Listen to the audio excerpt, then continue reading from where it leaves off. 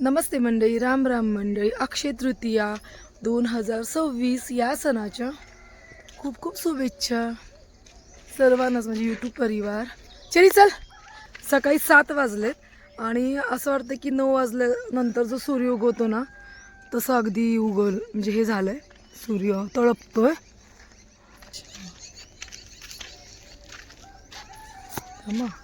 आणि हे बघितलं का फालसाचं झाड? हे माझ्या वडिलांनी आणलं होतं आणि खूप फालसा होते आमच्याकडे जुन्या घरी, आणि ते पक्ष्यांनी खाऊन विष्टेतून पडलेलं इथं आहे.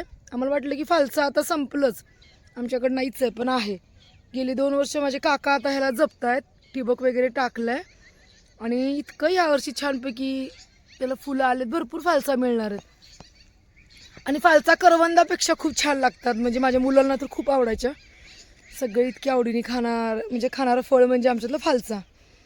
सगळे पुतणे वगैरे लहानपणी आले ना तर सगळे असे अगदी आवडीने करवंदासारखं मीठ टाकून खायचे. मी त्यांना कोण करून द्यायचे कागदाचे, म्हणजे जुन्या वहीचे पेजचे, आणि मग त्याच्यामध्ये हे फालसा खाल्लं जायचं. बघू आता तुम्हाला दाखवेन मी फालसा आमच्याकडे कशा येत आहेत ते. तिकडे जुन्या घरी त्याची पानं खूप मोठी होती, इकडे उन्हाळ्यामुळं की काय माहीत नाही, पण लहान पानं आहेत, तर कशा फालसा येतील माहीत नाही आहे. वडिलांना झाडांचा खूपच शौक होता. जन्मभर त्यांनी झाडं हे केले. हे आवळ्याला बघा पालवी फुटली आहे मस्तपैकी, चैत्री पाली. आणि ही आमची सगळ्यात गोड चिंच आहे, घरापर्यंत येतच नाही, पोरच खाऊन टाकतात ते. खूपच गोड चिंच आहे आणि पक्षी असं अगदी गूळ खाल्ल्यासारखी. चैत्री पालवी फुटून इतकी छान झाडं झालेत. बघ वरती थोड्या चिंचा आहेत का, किलोभर निघतील, काढूयात. टायगर पण आलं. ते मी तुम्हाला दाखवणार, ते चाफे किती सुंदर फुललेत. आता मी चाफ्याची फुलं काढून देणार आहे. हे वडिलांनी सगळ्या लाईनला लावलेली झाडं आहेत बांधाच्या कडेनी. त्यांना चाफा व्हॅली करायचं होतं. ते म्हणायचे आपल्या इकडं चाफ्यासारखं सुंदर झाड दुसरं कोणतंच येत नाही, चाफा आणि बोगनवेल, मला तेच आवडतं. हे आमचं प्रिकली पियरचं शेत आहे ऑर्गॅनिक. ह्याला काहीच केलं जात नाही, पाणी नाही, काय नाही. बायफ कंपनीशी करार केला होता वडिलांनी, तिकडे जातात हे ऑर्गॅनिक औषधामध्ये वापरतात आणि बरंच काय काय केलं जातं ह्याचं. काढ की फुलं काढ, चले तुझं फोटो काढते मी, फुलं काढता. इकडे बघ, जा पुढं, इकडे बघ, इकडे बघ ना माझ्याकडं बघ. मी पण काढते. चला आता आम्ही पिशवी घेऊन आलो, एवढी भरून घेऊन जाणार आहे. सगळी काढायची, जी उमललेत ना ती काढायची. आता आपण हार करू की, अक्षय तृतीयेला ह्याला झेंडूच नाही आपल्याकडं, तर म्हणलं चला चाफ्याच्या माळा करूयात. शेवटी काय सुगंधी फुलं आहे ना, बस झालं. देव पण खुश, सगळे झेंडू झेंडू झेंडू घालतात.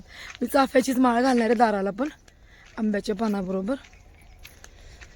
पोरं सगळी मदत करायला लागलेत, कोण झाडू मारतंय, कोण अंगणात रांगोळी काढायला लागले. चला म्हणलं मग आता आपण जाऊयात, चाफ्याची फुलं आणूयात. चिंचा काढायच्या राहूनच गेल्या, बऱ्याच चिंच आहेत. दिसले का ह्या?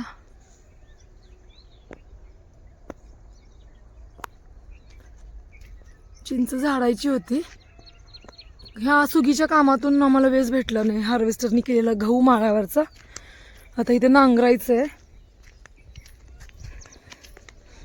मी इकडे गेल्या 2 वर्षापूर्वी लावलेले चाफे पण छान आलेत. आता हे सगळं जाळून घ्यायचं, वाळलं अजून थोडं ओलं आहे, जाळून घ्यायचं. ही कामं सगळी करावं लागतात. बघू शकता हे चाफे, काय काय चाफ्यांना काहीच पाणी नाही आहे, मरत तर नाहीत ते, पण सुकलेत बऱ्यापैकी. चला आता मग मी फुलं काढून घेते. थांब ना सांगू. तर आपण ना खूप फुलं आणली होती आणि अशी छानपैकी माळा बनवली आहे. चल तिथं अडकाव आता. तर अशा प्रकारे आपण चाफ्याची सुंदर माळ लावलेली आहे आणि आंब्याचे फाटे पण लावले. तर मध्ये मी काय आंब्याची पानं घातली नाहीत.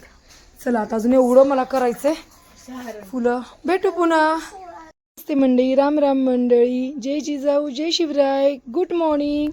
अक्षय तृतीया 2026 या सणाच्या सर्वांना खूप खूप शुभेच्छा. 3.5 मुहूर्तापैकी हा एक मुहूर्त मानला जातो. तर आता मी ना अशी चाफ्याची छानशी हे घातलेत, तोरण केलं आणि माझी केलेली पूजा मी दाखवते पटकन, कारण मला आता स्वयंपाक पूर्णाचा करायचा, तिकडे पुरण शिजत आहे. तर आपण दाखवतोय आपली आजची पूजा. तर अशा प्रकारे मी सिद्ध कलश स्थापन केला आणि विठ्ठल रुक्मिणीला पण हार घातल्याने एवढे फुलं होती ना की माझे सगळे देव झाकून गेलेत अक्षरशः. आणि आंब्याचं इकडे तोरणही लावलं. आता सकाळचे 9 वाजलेत आणि स्वयंपाक करत करत माझी पूजा चालू आहे. तिकडे पुरण शिजतंय आणि आंब्यांचा नैवेद्य दाखवला. कलश बाकी सगळं करायचं, फक्त आंब्याचं नैवेद्य पूर्वजांना मोठ्याने दाखवायचं असतं. पण मी देवांपुढे आणि कलशापुढे ठेवते आंबे पहिले आणि पूजा करते. शिवाय आज बागेची पूजा करून घेणार आहे मी. चला तर मग कशी वाटली माझी पूजा सांगा. भेटू पुन्हा नैवेद्य झाल्यानंतर.